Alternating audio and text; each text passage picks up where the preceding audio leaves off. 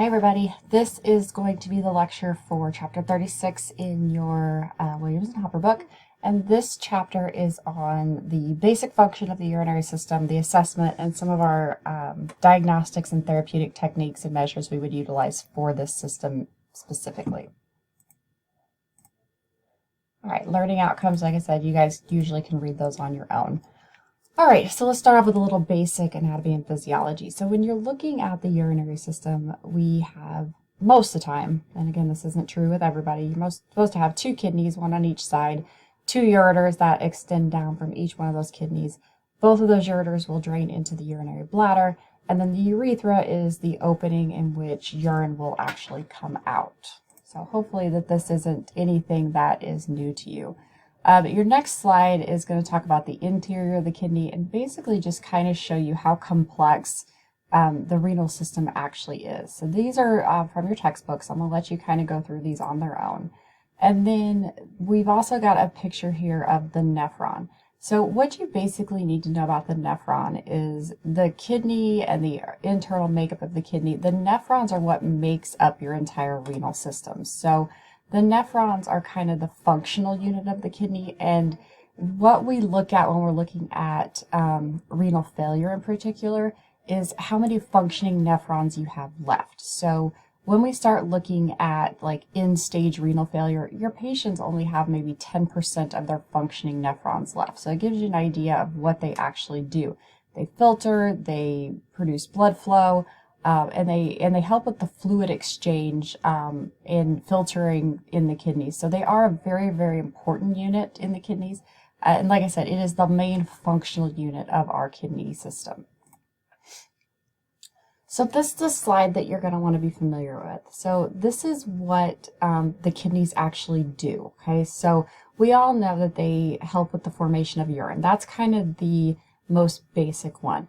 But other things that they do is they excrete or they conserve water, okay? So they will release water when we have fluid overload issues, or they will conserve it when they sense that we're getting dehydrated.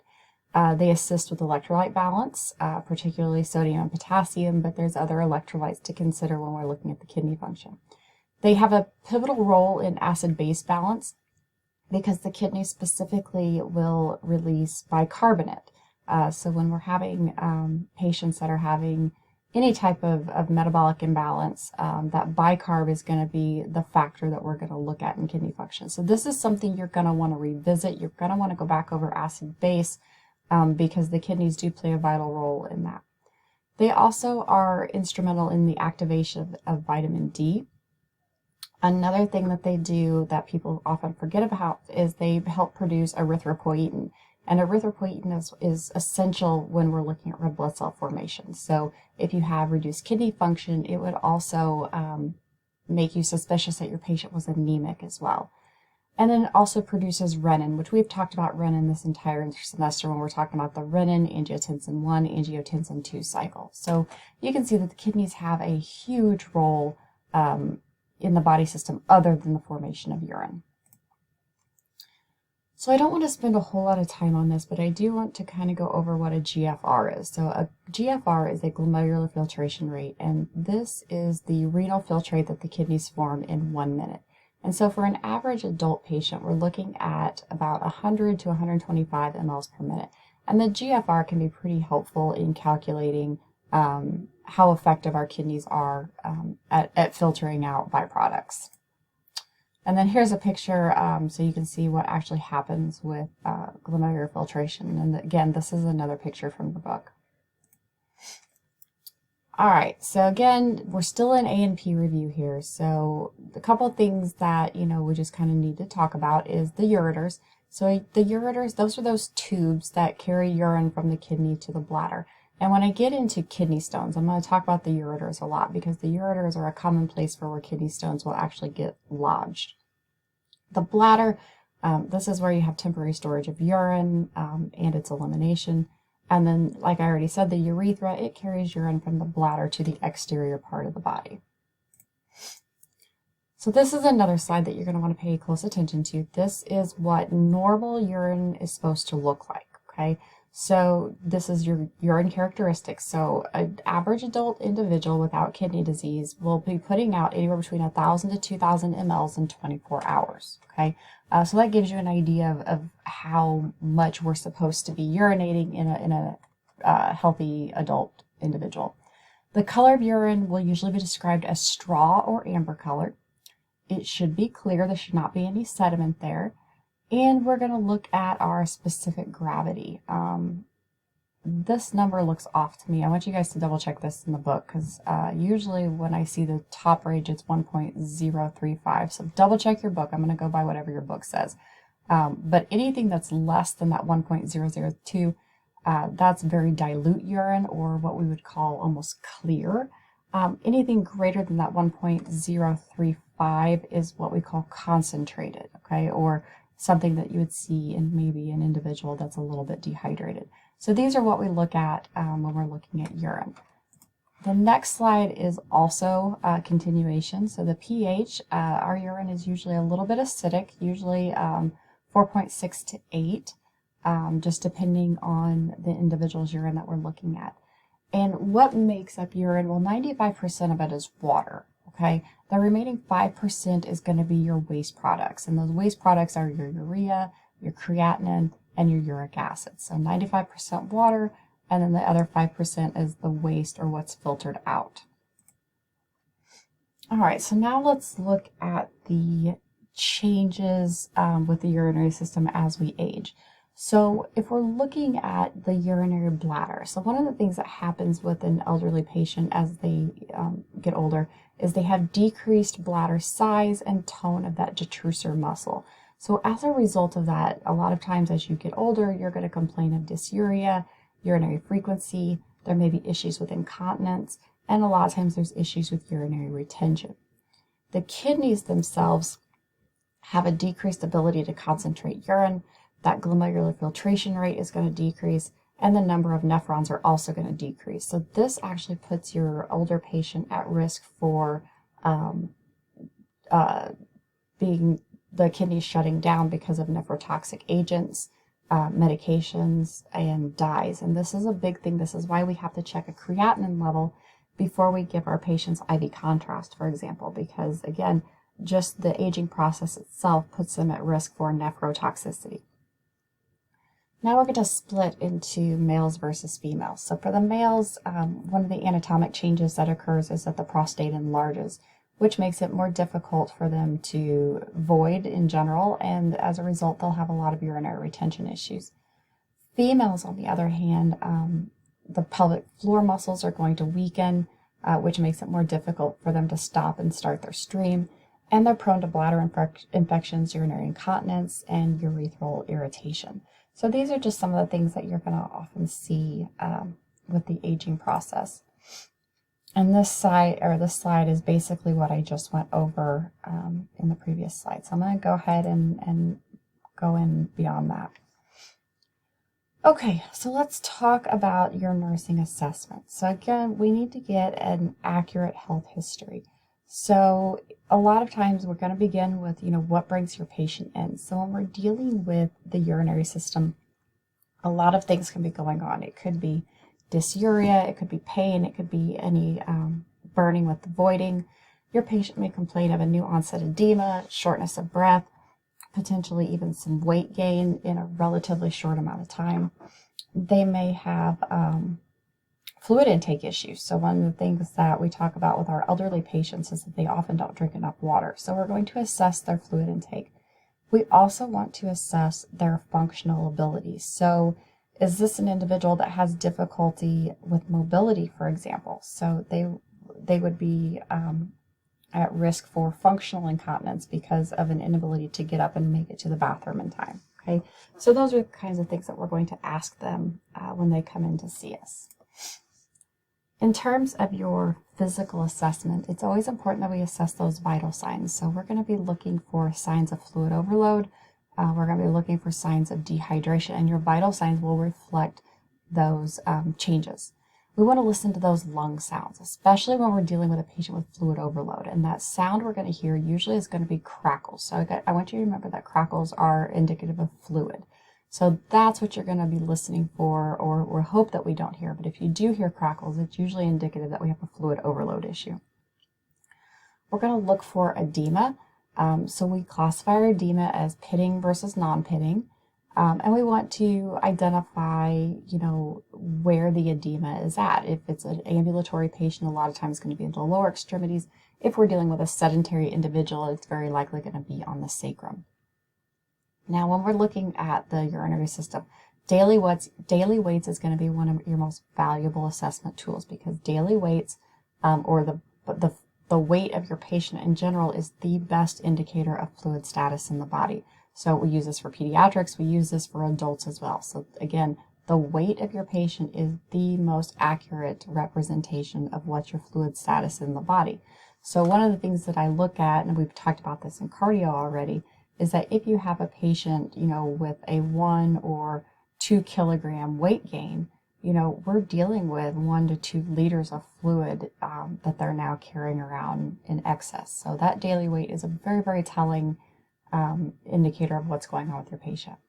And then, of course, for the renal system, we want to make sure that we take an accurate intake and output. And hopefully, as long as we have a relatively healthy individual, our intake and output should be approximately equal.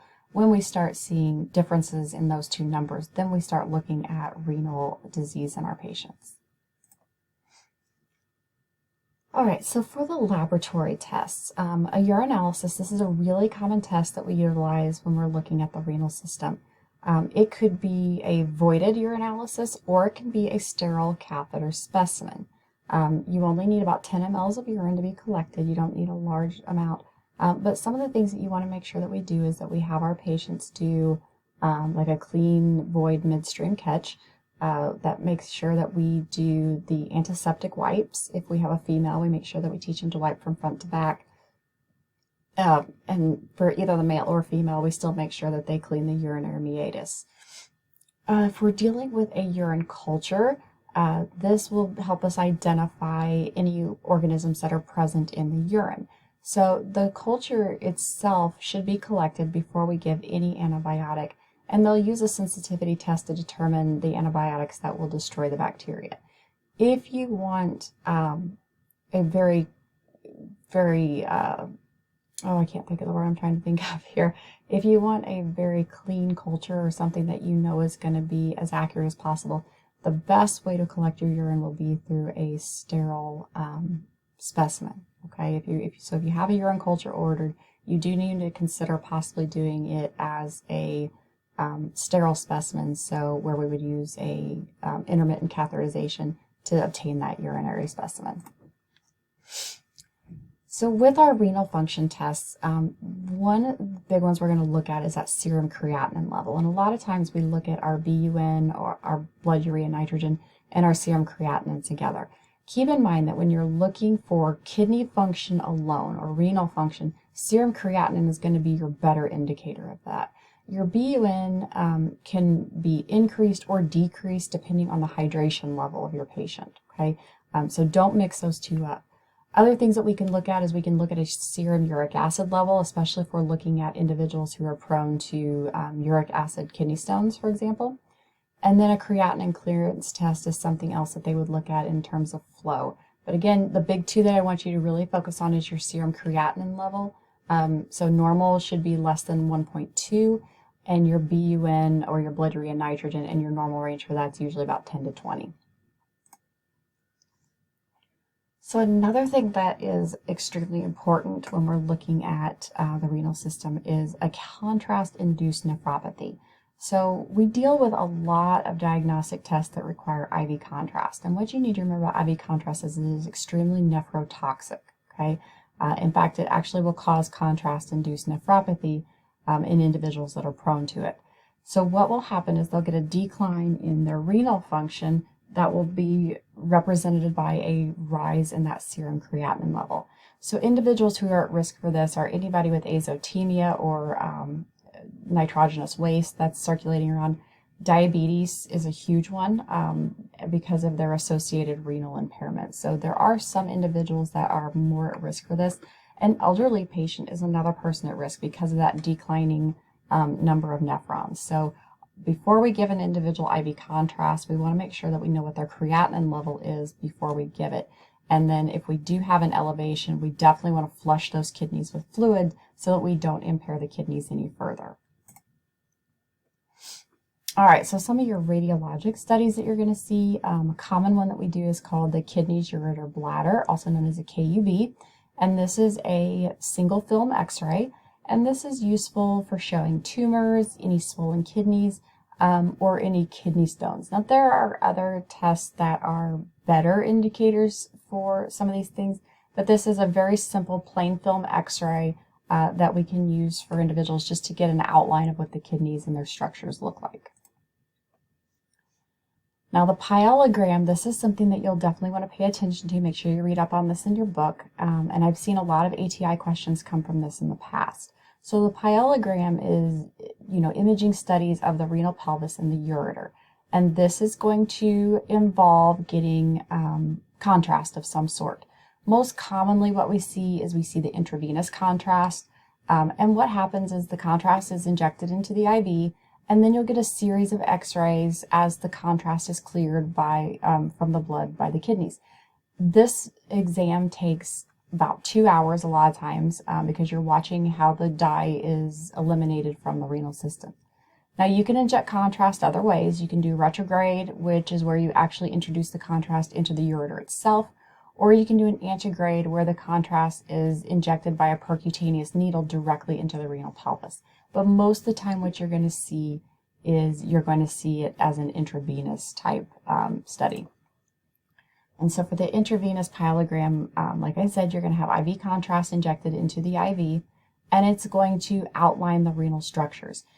But just like any time that we give IV contrast, please make sure that you address your patient's allergies. So we want to make sure they don't have any allergies to shellfish, any allergies to iodine. And because it is a, nephrotoxic agent, we a lot of times will hydrate before and after the procedure so that we can clear that dye in a better manner.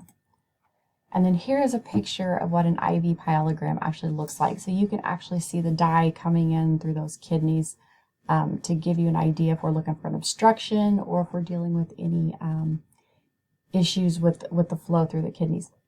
The other thing that I want you guys to take notice of here when you're looking at this CT scan or this pyelogram, you also would like to make sure that your patient is clear of any stool. So it's not uncommon for them to be prescribed a laxative or an enema prior to this procedure because stool will actually impair this x-ray. Okay, another radiologic study is a renal angiogram or renal angiography. And again, anytime you see angio, just expect that we're going to use dye. And we can use the dye here to visualize the arteries in the renals. So just like everything else, we're going to check our allergies and we're going to check that creatinine because we are using IV contrast. And this gives me an idea if we're dealing with any plaque formation in those arteries or if we're dealing with a blockage on our way to the kidneys. This will see, what kind of issues we have going on within the arteries within the kidneys. Some endoscopic procedures that you might see is a cystoscopy and a pyelogram. This is considered a surgical procedure in which a cystoscope, which is a bladder scope basically, is inserted in the bladder through the urethra. And you might utilize this for individuals who need direct visualization of the bladder, for example. Individuals who develop a lot of urinary tract infections will sometimes develop scar tissue right at that urethral opening. And a cysto can go in there and just kind of open that area up. After a cysto, the patient usually will complain of urinary tract infection type symptoms. So dysuria, pain with urination, definitely. It's very, very sharp pain that they experience. And sometimes they'll even bleed afterwards. So to kind of alleviate that area, sometimes like a sitz bath, you can have them like run a warm water bath and sit in that to kind of help alleviate pain in that area. All right, another test that you're going to see is called a renal ultrasound, and it's exactly what it sounds like. This is going to be a non-invasive procedure in which sound waves are emitted to examine the anatomy of the urinary tract. This is great for kidney enlargement, kidney stones, chronic infection, tumors, especially with an individual who has a lot of kidney damage and can't tolerate the IV contrast. The renal ultrasound would be a great alternative for that type of individual. So for the renal biopsy, this is something that we would utilize if we were looking for kidney cancer, for example. This is where they would make a percutaneous or small incision into the kidney itself. You want to make sure that you put your patient in a prone position so that they're face down. Pre-care for the biopsy, we of course want them to be NPO, at least 6 to 8 hours prior to the surgery. We would give them a mild sedative so they're not completely out, they're just not going to remember the procedure itself. Post-operatively, we of course want to make sure we watch those vital signs. We're going to observe for any bleeding because the kidneys are very vascular. You're going to watch for bleeding, 1, over the biopsy site itself, and 2, you're also going to look for blood in the urine. And because the site is very, very vascular, you're going to put a pressure dressing on it, and a lot of times we'll have them lay on the biopsy site to provide additional pressure over it. Nursing diagnoses for the diagnostic tests, any of these could be anxiety, acute pain, altered urinary elimination, deficient knowledge. These are all excellent nursing diagnoses for anybody undergoing a urinary diagnostic test. Now, the last part of the slides that I'm going to cover, I think I still have a few more, but big ones I want to talk about is the type of urinary incontinence. I definitely am going to have some test questions coming from these, so it's important that you understand the difference in all these types of incontinence. So the first one I'm going to talk about is stress incontinence, and this is where you have an involuntary urine loss from increasing abdominal pressure. So think about the individual who urinates a little bit when they cough or when they sneeze. Okay, that would be stress incontinence. Urge incontinence, this is where you have an involuntary urine loss with an abrupt or a strong desire to void. And I always think of the commercial several years ago. There was a drug that came out, and the commercial was where they used to sing, gotta go, gotta go, gotta go right now. That's urge incontinence, that involuntary loss that happens with an abrupt or very strong desire to void. Some of the other ones that we look at is functional incontinence, and I told you guys when we're doing our assessment, this is one of the things that you have to determine with your patient. So this will happen from an impairment of a physical or even mental function. So an individual who walks with a walker, for example, maybe can't get up in time, so that would be a physical impairment that would make it difficult for them to get where they need to go. Okay, so that functional incontinence. Another thing that could, maybe their vision is declining, okay? So maybe putting night lights on the way to the bathroom or in the bathroom itself would help with a functional incontinence type issue.